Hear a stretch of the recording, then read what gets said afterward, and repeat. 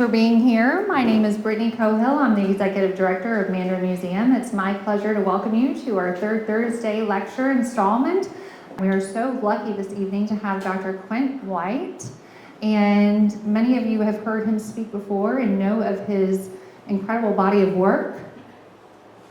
He is a marine biologist, Executive Director Emeritus of the Marine Science Research Institute at Jacksonville University. And tonight, for us, he's going to reflect on his decades-long career and 50 years in the St. Johns River. Almost. And I'm really excited because this is 50 years of change, not only as seen in the river, but change also in the ways in which we study and understand the river and how that has evolved. Dr. White almost needs no introduction, but I'm going to give him one anyway. I mentioned he's the Executive Director Emeritus from the Marine Science Research Institute at Jacksonville University, also Professor of Biology and Marine Science. And the Marine Science Research Institute building opened in 2010 and is the first LEED certified gold building on the JU campus. The MSRI recently became home to OCEARCH, which is the world's largest shark tagging and ocean research program of its kind. Dr. White joined the faculty at JU in 1976, and he had completed his Ph.D. at the University of South Carolina. And he has written numerous research and technical papers and reports and received grants and contracts to support marine research at JU. He is currently conducting research on the history of the human impact on the Florida environment, and especially on the St. Johns River with a focus on manatees and water quality issues. You should come hang out on County Dock Pier. Certainly we've got water quality issues and manatees over there. He has been active in the Jacksonville community, and he writes a monthly column for the Florida Times-Union River Life. Raise your hand if you've read it. You've got a lot of fans in the audience. Well, enough of me. I'm going to turn it over to Dr. White, and he's going to tell us about 50 years of change in the St. Johns.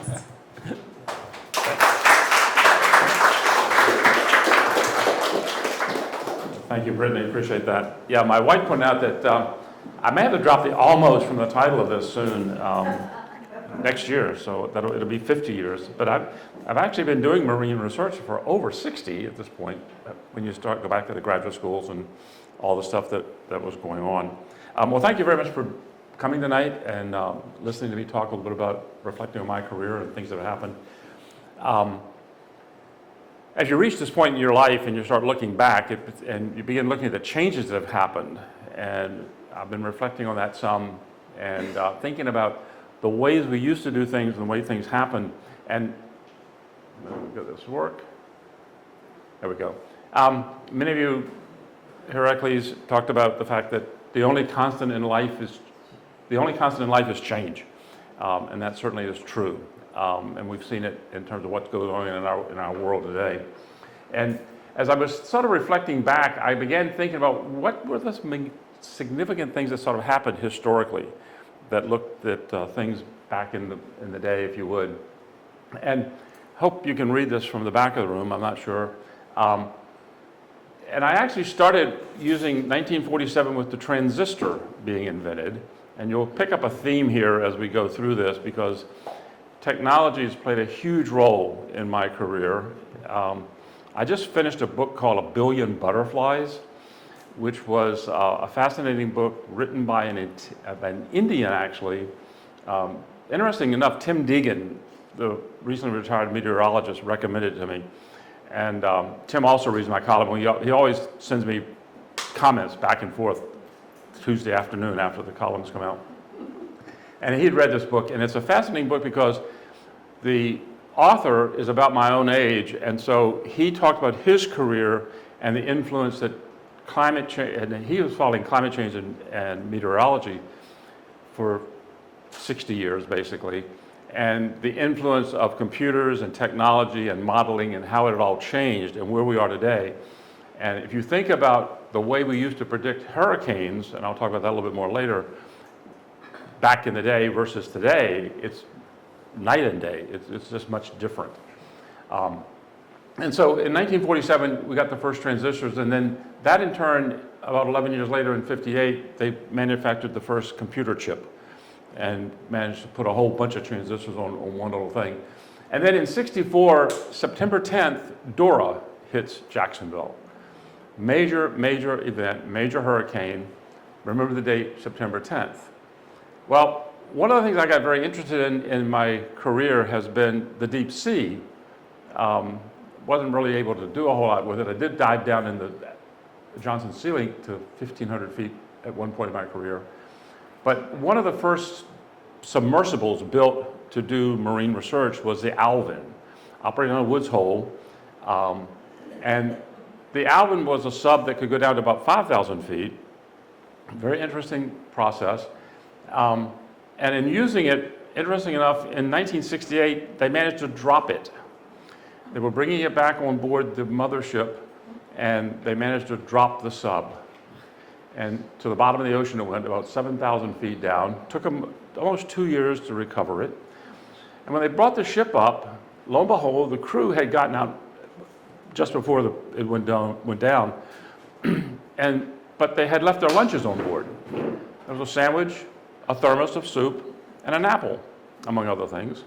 And what the scientists were amazed to discover when they got it to the surface was, oh my gosh, the sandwich looked like a sandwich. It wasn't degraded. Apple looked like an apple. You could have eaten it. And in fact, the soup was actually still edible. Nobody ate it, but they could have done it. Because what they had discovered was that the deep sea, the biology and the decomposition of material in the deep sea is much slower than it is on the surface. And I think about how much garbage we dump into the ocean and how it's sitting down there and will be down there for a long time. And I'm not even going to get into plastics. I mean, that's a whole different topic sometime about where we are with plastics in the world. But, you know, you begin to put these things together, and then the technology sort of came along. 1970s, we started mainframe computers. We had things called punch cards. My entire Ph.D. was done on punch cards. I spent hours at a key punch. I'll show you a picture one in a little bit, punching out cards. And then I literally had boxes stacked about this high. I would take them over in a hand cart to the library, which was in the basement.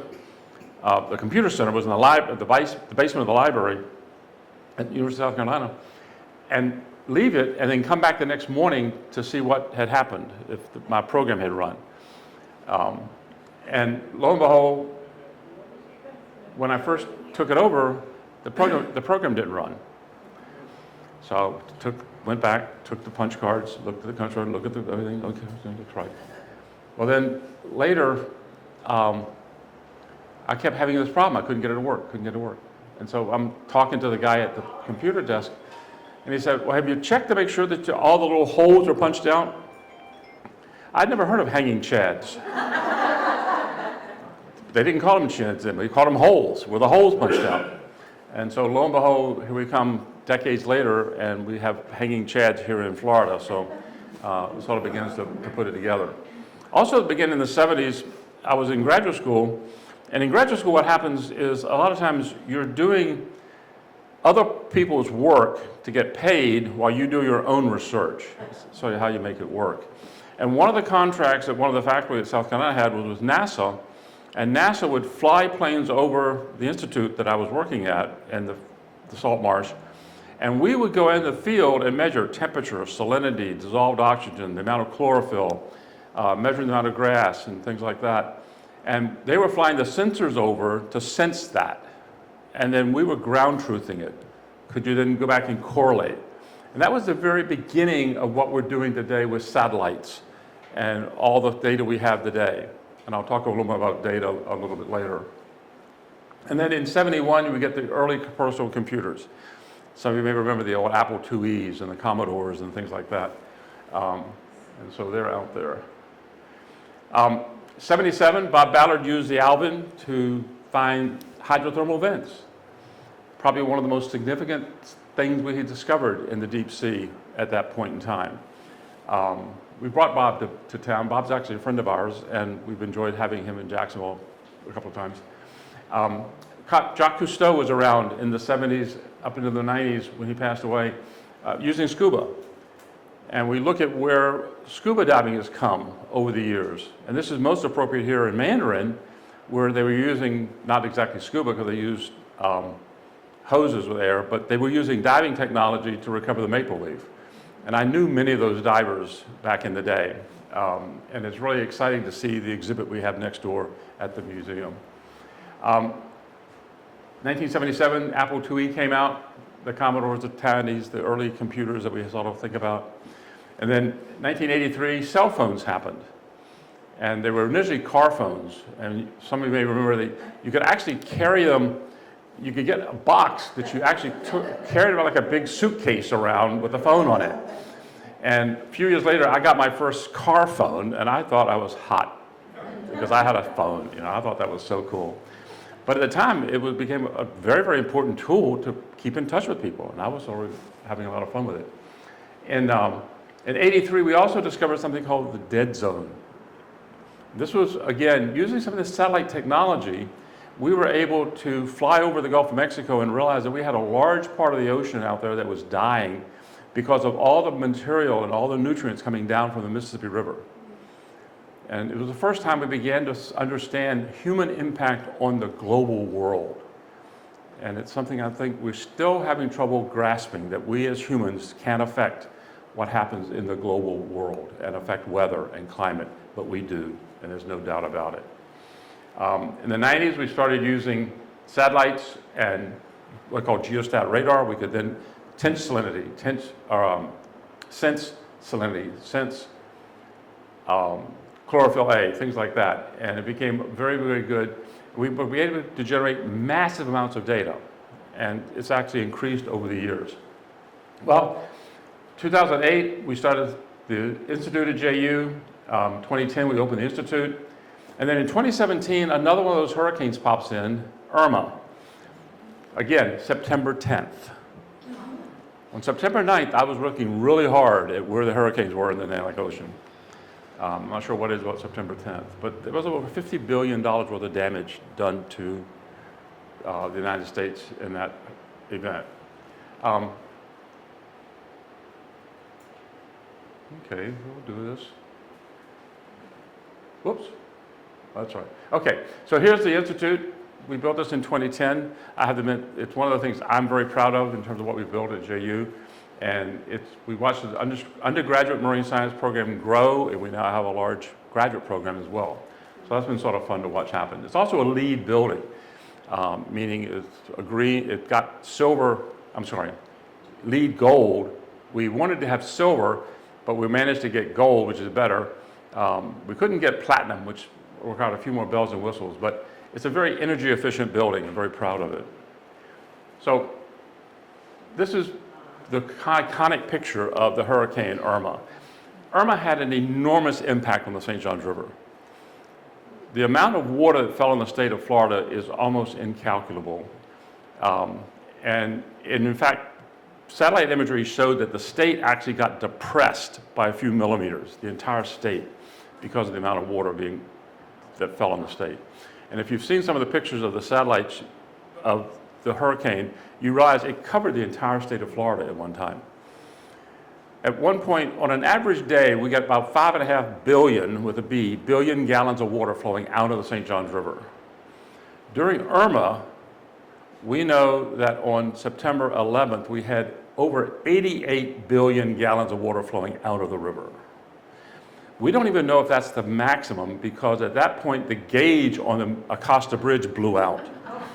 And so it's only the max, because we don't know what the max was. That's the highest we measured. So we began looking at what was going on, and as I was putting together some presentations, I began to think about how we've changed how we do presentations. And heck, back in the day, I would have taken transparencies and used something called rapidograph pins, and my son actually still has my rapidograph set, and we would hand draw all the graphs and charts we had, and we'd put them on overheads. And I gave countless lectures using transparencies as projectors. And then later, we got 2x2 slides. I still have thousands of these slides sitting in our den, which we've got to do something somewhere. I still have a couple of carousel projectors.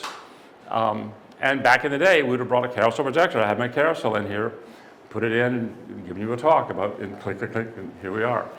And so things have changed a lot in that respect. The other thing that's changed is how we've done science.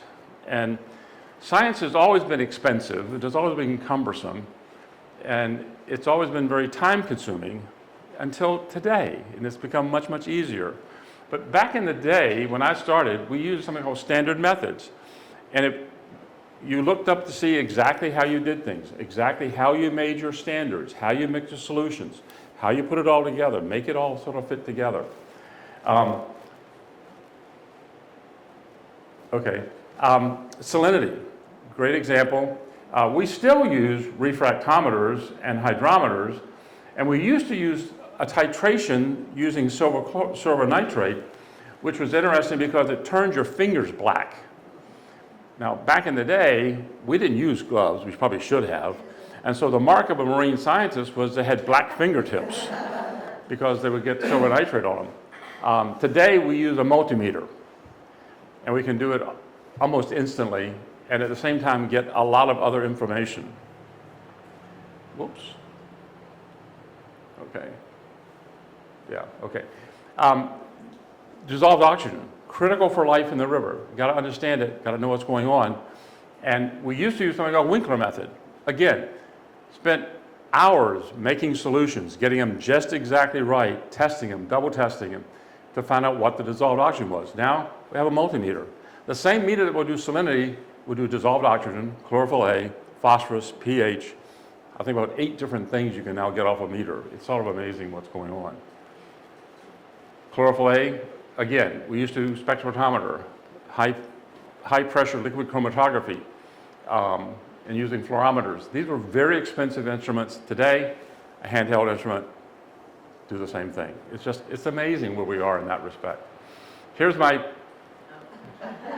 key punch.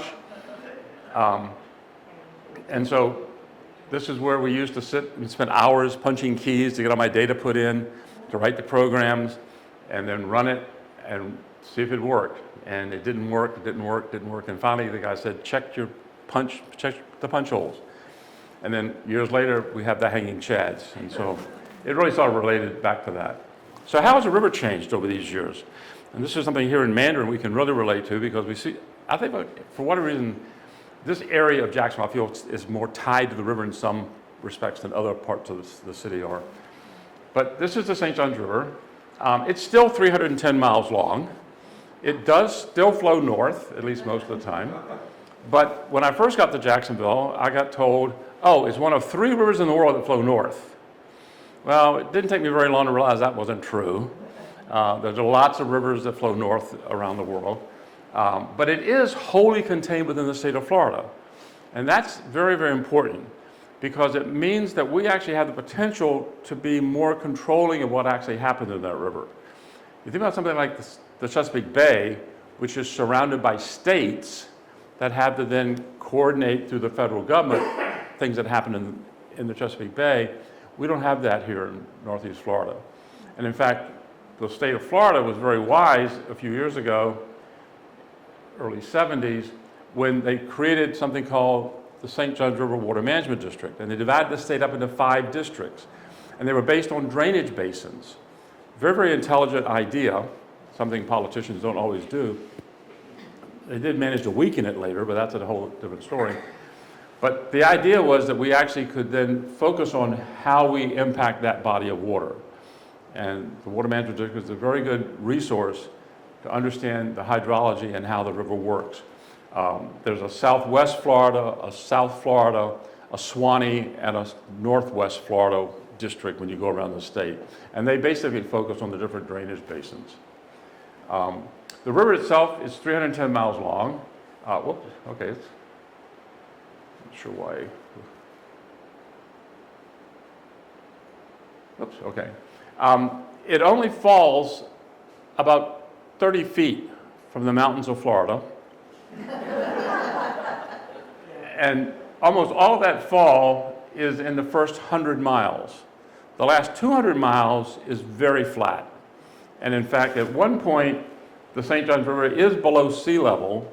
And so if we don't get enough rain, particularly in the southern part of the state, the river in fact can flow south, but normally it flows north.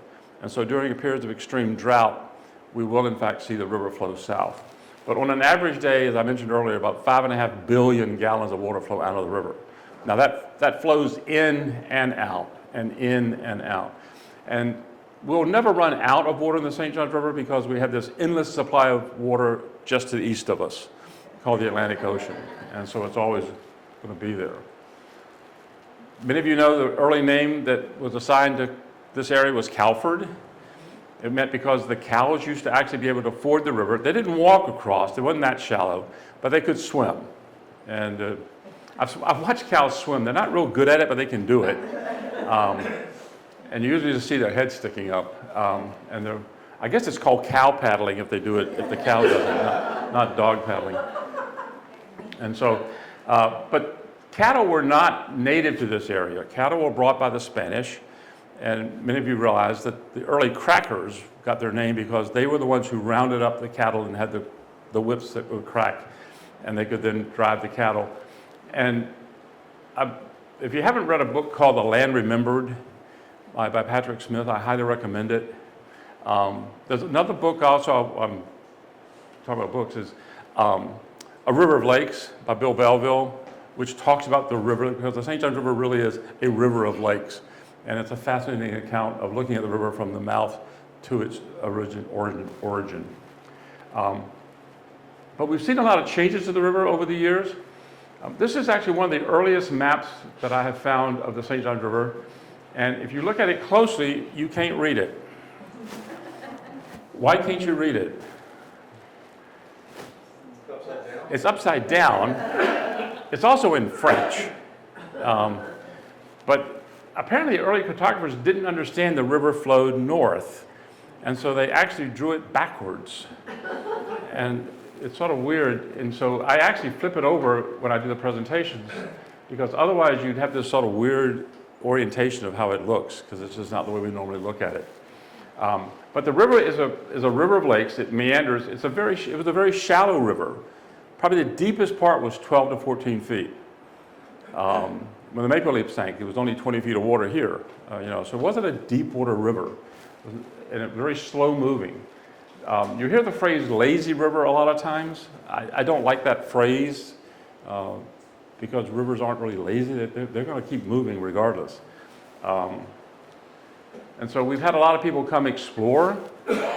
We're certainly very familiar with the Bartrams that came and visited this area. If you haven't read The Travels of William Bartram, I feel like a book club person right now, but it's a fascinating book to try to read. And I say try to read because it's a very difficult read. Old English and I don't get along, but you can actually read part of it and still picture where he's talking about because of what you can find today. You can actually go through it.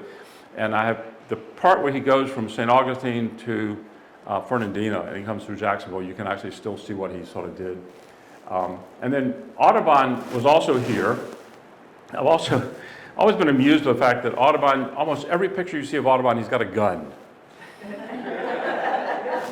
Audubon shot all his birds. And he made study skins. And then he would take the skins and draw them, pose them and draw them. And then other people would actually come along and he'd fill out the background. And so it was sort of interesting. This is one of the pictures that he's had of a greenshank, which is not one of our common birds around here. But lo and behold, there's Castillo de San Marco in the background. And you'll see sometimes like seashells in some of his pictures. And the shells don't relate to the bird at all. They may be a total geographic, just a different place. The other thing is Bartram drew, this is his picture of alligators, and they're probably eating American shad at this point in time. And he had what he called Bloody Lagoon, because he describes in this book alligators lining across the St. Johns River as the shad were migrating through, and they were feeding on them, and there were bits of fish and blood and guts and everything was floating around in the area. This still happens today. South of us a little bit, occasionally you'll hear reports where the alligators have gotten into the shad and it's just having a feast. So it's sort of fun to watch what's going on in that respect. So some things are still going on. Used to have a lot of fishing in the St. Johns River, not so much so. Too much development, too many things have happened over the years. But we still do, in fact, have crabs and shrimp and oysters. You can't eat the oysters, but it's okay to eat the shrimp and the crabs. And it's okay to eat fish, as long as you don't eat too much fish from the St. Johns River. I'll just leave it at that. About once every 2 weeks is fine. And then this is one of the early river pictures from the Coast Guard in 1857. I'll point out that, see all the sandbars that you've got in the river? This is because the river carried a lot of sediment with it, and as the river flows out, it slows down and that sediment falls out and creates these sandbars. And so what began to happen is that you had two communities develop at the mouth of the river, Pilot Town and Mandarin Mills, and they were because of the bar pilots. And they got their name because they helped navigate across the sandbars. And so it was a lucrative business. In fact, still today, there's a Bar Pilots Association that's based at Mayport.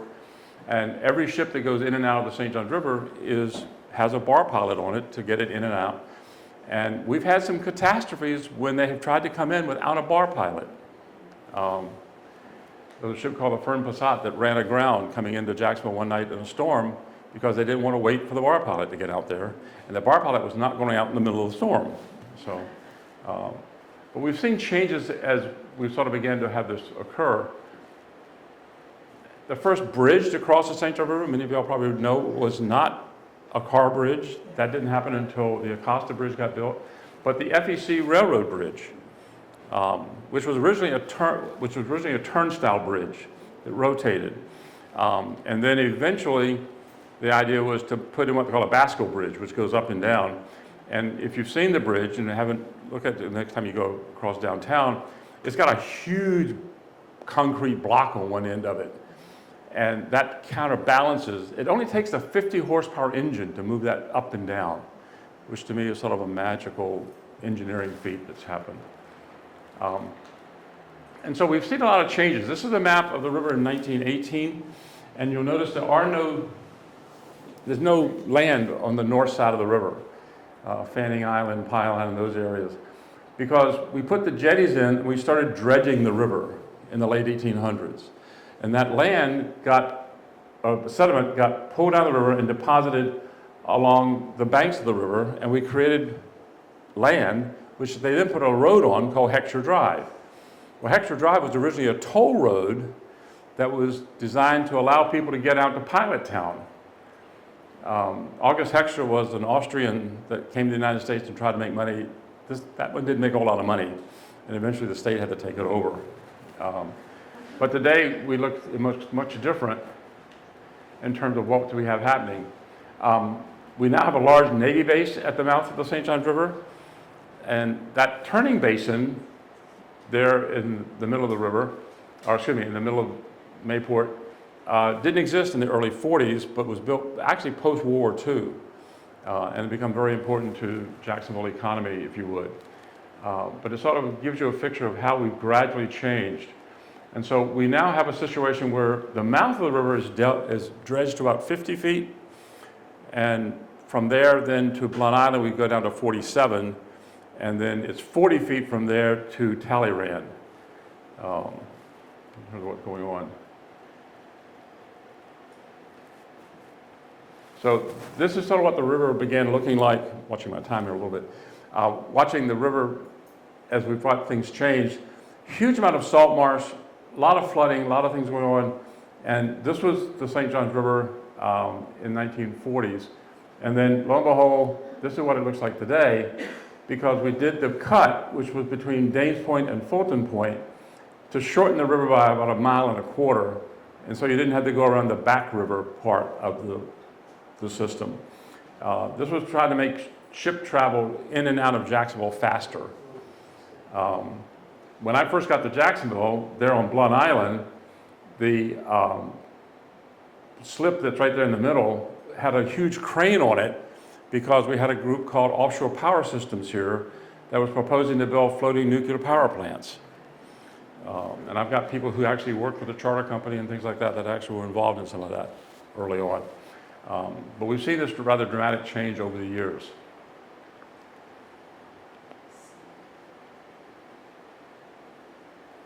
And so this is what it sort of looks like today in terms of where we are with land and the channel. The other thing we like to do is we like to big canals. Back in the 40s and 50s, we started damming rivers. And historically, there's always been, from like the 1500s, this idea of building a barge canal across the St. John, across the peninsula of Florida has existed. People did not like the idea of having to go all the way around to get to New Orleans. They didn't want to have to go around the entire state. And so people had this idea of cutting across. They didn't really realize that the water levels are different and you can't just cut a canal. They had done that with the Suez Canal, the French, but that didn't really apply here. And so in 1964, they started in earnest building it. And then Richard Nixon in '72 stopped the project because of the potential environmental damage.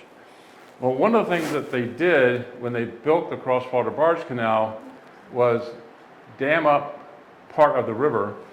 And one of the things that happened with that was we cut off about 155 million gallons of water flowing into the St. John every day, which is evaporating from that large pool that has occurred behind the dam. And that's impacted salinity because that water is no longer flowing through Jacksonville, but what's taking this place is higher salinity coming this way. And we experienced that here in Mandarin because we've lost most of our submerged aquatic vegetation in this area because of increased salinity. And so we're seeing the consequences of these kinds of things over the years. There's about a 40% drop in water coming out of the river because of the Ocklawaha, which was the largest tributary contributing water to the St. Johns River. One of the things I did when I first retired was took on a project to look at this system, wrote a fairly extensive paper, if you would, on the Ocklawaha and what it would take to restore it and what the ecology and the economics worked. I worked with about 10 scientists from around the state and was able to put together a pretty good booklet, if you would, of the science and what would happen if we were able to restore the river. One of the things we've seen since we started building these dams 50, 60 years ago is that the dams are now reaching the end of their economic life cycle. They're only going to last for so long. And we're going to have to spend lots and lots of money to repair and replace it, or we need to remove it. And it seems like today we've reached a point that it makes sense to restore it. We call it partial restoration because you're not going to take the whole thing down. We're not going to blow it up. That's one of these things you don't want to talk about that very much. Some guy actually tried to blow it up, got arrested, thank goodness. But the idea was to remove the dam and allow the fish to return. Right now it's being lowered because every 3 to 4 years we have to lower the Rodman system to get rid of invasive plants, to get rid of some of the nutrients, and they flow down the river. Now, one of the things that happens, however, is being lowered right now, and it started in April or June. I think it started in June, and it will go till next March. And what's going to happen probably January, February is they'll stop the flow of water again and allow it to fill back up. Well, when that happens, we're going to get a slug of salt water coming back up the river. And so I've been working with St. John's Riverkeeper to study that phenomenon this next time. I'm hoping to get out and look at the drawdown next month to see what's actually going on, because it's amazing. Some of the early pictures that show how we built that was they literally just came in and bulldozed 8,000 acres of wetlands. Took some of the stuff out, burned some of it, but then filled it back up. And the tree stumps are still there. And when they lower it, amazingly enough, the tree stumps will start sprouting up. And so next spring, you'll see trees growing in the bottom of the Rodman Dam system that were sprouting from these old trees that have been submerged for 50, 60 years. It's sort of amazing how resilient nature is sometimes. The other big project that impacted the St. Johns River, we always don't think about, is the Panama Canal. Now, my wife and I, about 2 years ago, visited Panama and were able to transit about half of the Panama Canal. And she jokes today that she'll never go to Walmart again and not think about all the stuff that comes in through the Panama Canal into Jacksonville. But it's a fascinating system that we managed to build. And one of the things that happened, here we go. This is a picture of the first ship going through the Panama Canal. And this is the Panama Canal today. We were actually in a ferry transiting half of the canal, and that was a grain ship coming behind us. There were probably maybe a foot on either side of that ship before you got to the walls, because that became the problem. The Panama Canal had a maximum depth of 40 feet. St. Johns River got dredged in 2010 to 40 feet to accommodate the ships that could come through the Panama Canal. Well, one of the things that happened in the 1990s was that shipping had a strike on the West Coast, and the ships could no longer dock there. You remember hear the stories of all the ships backed up on the West Coast. And they began to realize that they needed to enlarge the Panama Canal because these ships had gotten so big they could not get through the Panama Canal. So every city on the East Coast wanted to deepen their ports to 50 feet to accommodate what they call post-Panamax ships. Well, that has resulted in New York, which is naturally at 50 feet. Chesapeake Bay, Hampton Roads is naturally at 50 feet. But you've had areas like Charleston, Savannah, Jacksonville, Miami, deepening to 50 feet to accommodate these large post-Panamax ships. Well, when you deepen the river, as we did to 47 feet, what you've done is increase this amount of salinity that can come into the river. And that in turn has pushed more salt water upstream, so that we now get pretty significant slugs of salt water past the Buckman Bridge down to Palatka. And it's basically killed all the submerged aquatic vegetation. Between that and Irma, we don't really have much submerged aquatic vegetation in the river, which is a major problem. Now, one of the things they have done, which is fascinating when you go look at it, is they have in fact deepened the Panama Canal to 50 feet, built a new system. It's more environmentally friendly because the old system was built on a huge amount of rainfall, and they just simply flush the water downstream, basically. The new system, they recycle a lot of the water. There's some retention ponds, and so they pump the water out and back in. But it still takes about 40% of the water to lift the ships up and down. But it's pretty mind-boggling when you sit and they take you into the locks, and then within about 7 minutes, you drop about 20 feet. Has anybody done the Panama Canal? Got a few people? It's a fascinating. Oh, really? Well, the Panama Canal has a huge American presence, as you know, and has 110 electricity, has good drinking water. In fact, they bragged they probably had better drinking water than we did as a country as they were developed. Panamanians are very, very proud of the Panama Canal that they own and operate it today. So we enjoyed that trip a great deal. But why, so what happened? Well, because of that deepening of the Panama Canal, we deepened the St. Johns River to 47 feet. And this project was completed in May of 2022. And if you go back and look at the history, I've mentioned the fact we built the jetties in the late 1800s.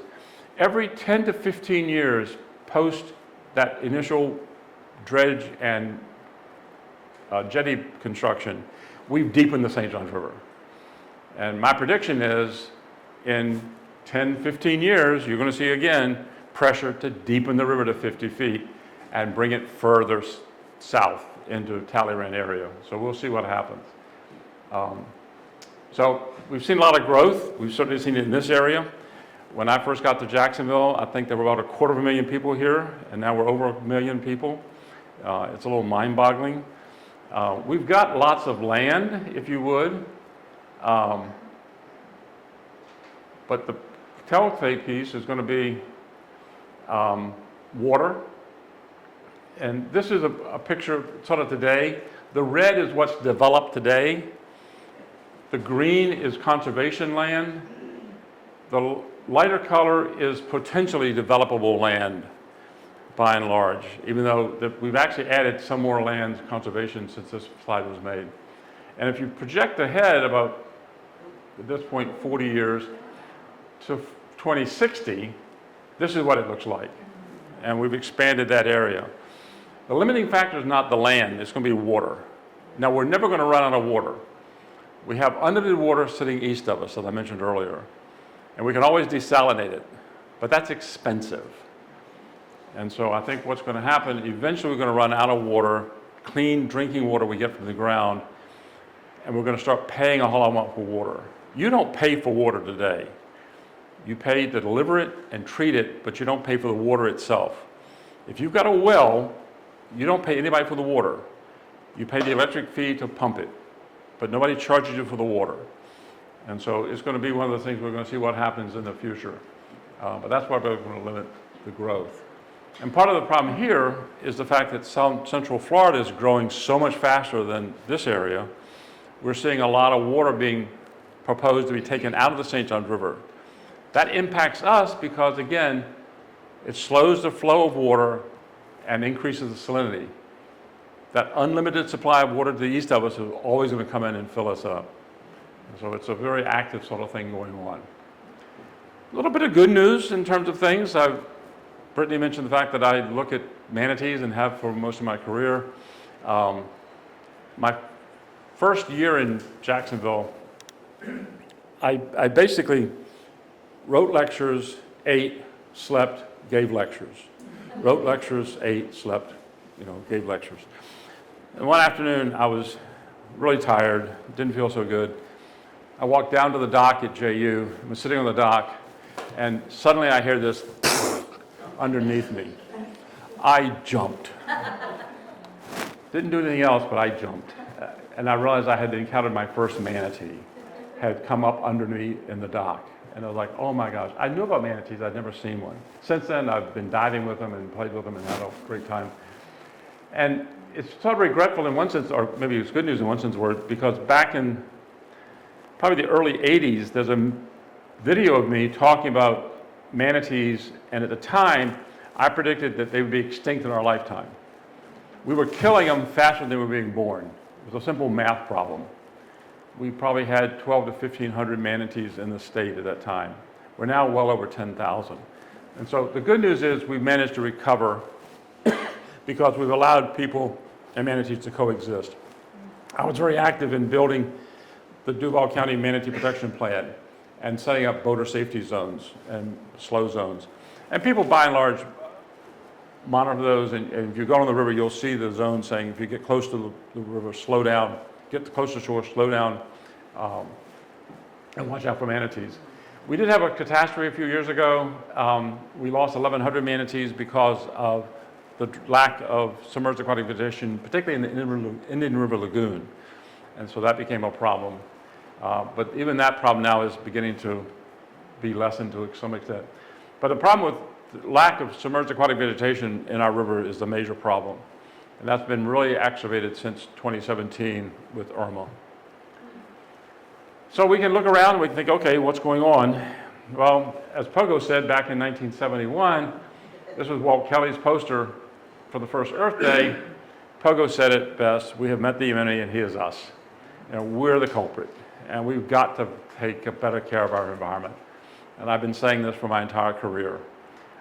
And many of the things that we predicted, for instance, when they deepen the St. Johns River, have come to pass. And I'm not happy about it, but it's just reality. We've seen increased salinity. We've seen loss of seagrasses. These are all things we said was going to happen. And so we're going to see where it goes. So what's in the future? Well, what's interesting is, I mentioned this earlier, we have reached a point that it's become very easy to get a lot of data. And so we're beginning to get a huge amount of data. And in fact, on your cell phone, you have more computer power and more ability to look up stuff than I had on the mainframe as I got my Ph.D. And it boggles my mind at how dependent we've become on this thing. I can't spell worth anything now because I use spell check all the time. I search for everything, where we are, everything is on my phone, And I'm seeing technology, and this is where I started this talk about things that have come through the last 56 years has been technology and how we're headed. I think the future is very, very bright. And I'm excited about artificial intelligence. I think artificial intelligence is going to make a world of difference. And I remember, and you all do too, you know, when people were talking about, heck, you go back to, we don't remember this so much, but when the car first came out, people opposed the car because we replaced the horses. And what we're going to do? Okay, well, we went from there, and then computers came out. Oh my gosh, what are we going to do? Computers are going to ruin everything. No, that's not what happened. Well, artificial intelligence is the same thing. And I tell students today, I am so excited about their careers because I look at what changes happened during my career over 50 years and think about what's going to happen in the next 50 years. We can't comprehend what is going to be going on in 50 years. I grew up with Dick Tracy. I knew wristwatch radios. I never thought I'd have a phone I carried in my pocket. You know, and yet here we are today, very common. Everybody has a cell phone. You go into Tanzania, and my wife and I have been a couple of trips to Tanzania. In the outback, they've got cell phones. And they're talking to everybody. And they're doing business. It's amazing. And so I think the future is very, very bright.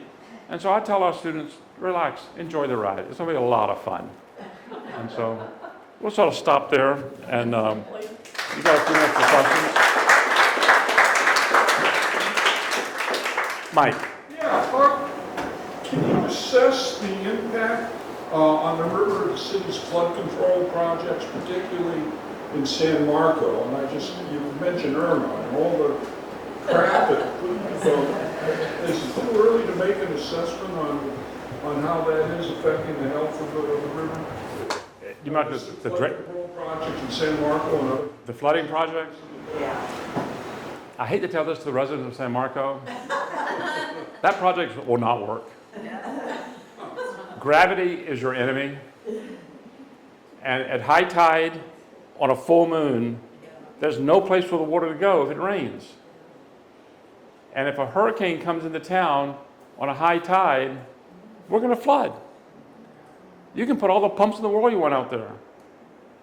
Now, afternoon thunderstorm, low tide, great, gets the water out of there. But it also, as Mike mentions, it's also carrying a lot of crap with it. Carbon-rich anaerobic products, you know, it's a scientific term. And so, yeah, we're seeing tremendous impact. In fact, part of the problem we're having is all the paving we've done and all the impervious surface we've created blocks the place for the water to go. And you're seeing this particularly in areas that have never flooded before, in the mountains. Well, they've paved large portions of that, so when it rains, that stuff gets directed as fast, and that was our attitude years ago. We directed that water to drainage basins as fast as we could. Well, now it comes in those basins and it roars down the mountain. Water's very unforgiving. And so, yeah, I wish I was more optimistic than I am, because I don't think we're doing a very good job, and we've got to start taking care of our own mess. Sandy. When I used to work downtown in what's the five-star building. I had a beautiful view of the river and saw dolphins everywhere every day. But I never saw one from County Dock. But from County Dock, you'd see 25 manatees at a time during the race. I've spent lots of time on Mandarin Dock. You only see a few manatees. Are both of those things related to the salinity? Yeah. Coming further south? Yeah, you have virtually no grass left off Mandarin Point now. And so the manatees have nothing to feed. Animals rely on two things, food and sex. Well, they've got to eat, and they also want to reproduce. The reason a species exists is to make more species. And so that's the two things that sort of drive the whole system. And when there's no food, there are no manatees. And that's what we're seeing here. They're south of us, and the population is still here. That's the good news. Well, they saw a dolphin on this side of the Buckler Bridge recently. You're seeing more salinity. So dolphins go down to Green Cove Springs now. Why? Yeah, we're seeing dolphins.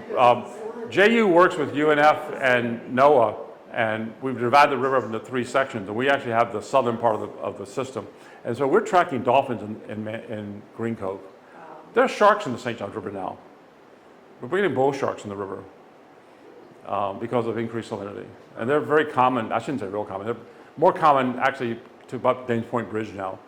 And years ago, we never saw sharks in the river, and now we do. I live on Julianton Creek, and if you know any manatees, send them around. I got plenty of green stuff. Oh, good, I'm glad to hear that. Yeah, some of the tributaries still have some grasses left in them, but the main stem of the river doesn't. The other thing you're seeing is cypress trees are dying, because if the tree was in the water, it's getting too much salt. Now, if it's up on the bank a little bit, it's probably doing okay, but it's not quite there. I had a good friend down here named Dinkle Taylor, who lived down here, man, loved Dinkle, but miss him. And he was always calling me about his cypress trees were dying. Quint, we got to do something. I said, you can't do anything, Mike. I'm sorry. It's just increased salinity. It's going to happen. Tracy. Can you talk about the impact that Rodman has on the springs in the Ocklawaha and what the effect might be if the dam was removed? Yeah, one of the things that when they built the Ocklawaha, the Rodman Dam, and flooded basically 15,000 acres, that water pressure that has suppressed 20 springs. And right now, those springs are starting to flow again. And people are starting to fish the Rodman or fish the Ocklawaha River. Palatka in that area was called the bass capital of the world pre-1950. And after they built the dam, they said, oh, it's the bass capital of the world, we're catching all these bass. I said, yeah, you were done 100 years ago. It's not a big deal. You were the bass capital of the world back then, and if we take out the dam and restore the Ocklawaha, it'll still be the bass capital of the world. It's just great fish habitat. And so, yeah, it's out there. Yes, sir. What's the status of the Gulf now since the oil spill? I'm sorry, the Gulf? The status of the Gulf since Horizon, the oil spill? Is that recovering? Oh, the Gulf of Mexico, as I still call it.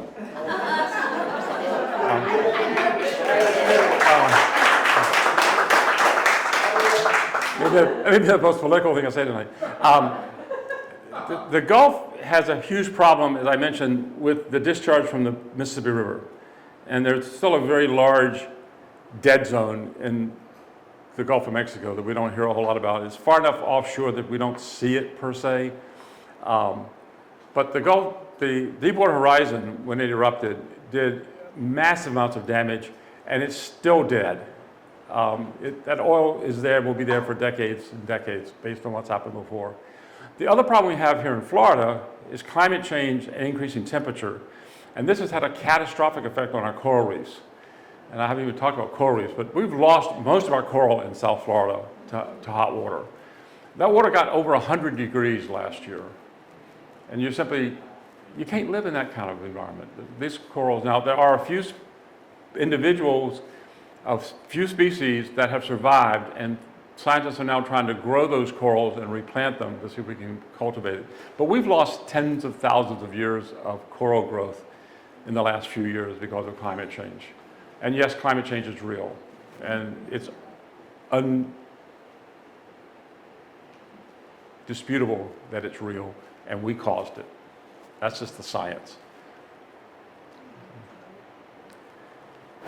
What were the names of the two books you started out with? One was Land Remembered by Patrick Smith, and the other is River of Lakes by Bill Belleville. Well, what was the butterfly book? Butterfly book was Billion Butterflies. And I'm sorry, I cannot pronounce the young man's, he's 80 years old, like I am. I forget his name now, but it's called A Billion Butterflies. And it's a fascinating book about, and I got it on audiobook, so I listened to it driving around. But it was fascinating because his career paralleled mine. It was so interesting listening to him talk about how he looked at climate change and what was going on. And his whole driving force was understanding monsoons in India. And then began to understand that it was a worldwide phenomenon. And he was beginning to understand that things that happened in the Med and in El Nino affected what happened in India. And that's the part we're just beginning to get a handle on that. And that's where AI is going to have a huge impact, because it's going to be able to process this massive amount of data and help us understand it.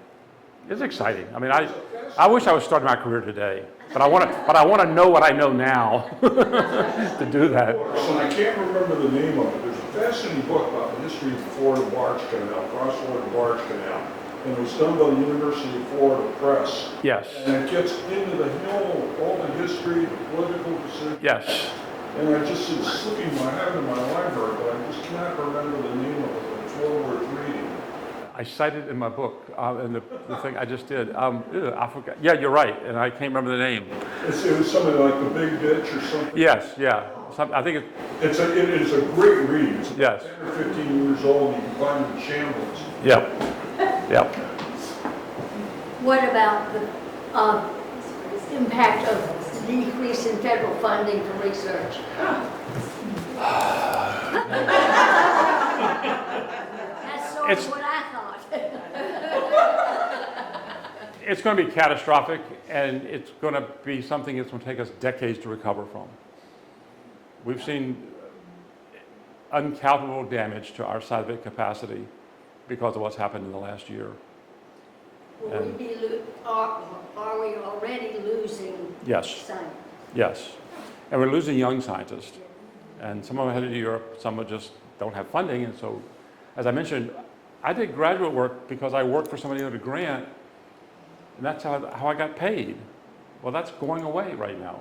Now, I think it'll come back in a few years, but we've lost that, it's that COVID impact. We're going to be suffering from COVID impact for decades, and it's going to be the same sort of thing. Well, All right. the Brittany's sort of giving me the hook back there, so I don't know. No, are there more questions? Are there any more questions? Any other questions? I've thoroughly enjoyed this. Thank you so much.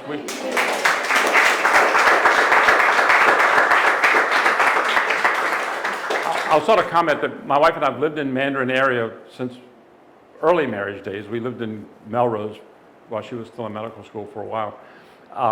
And then we moved up here, and we have lots of art in our house that was purchased at the Mandarin Art Festival. So we have very relations. So thank you all very much. Appreciate being here.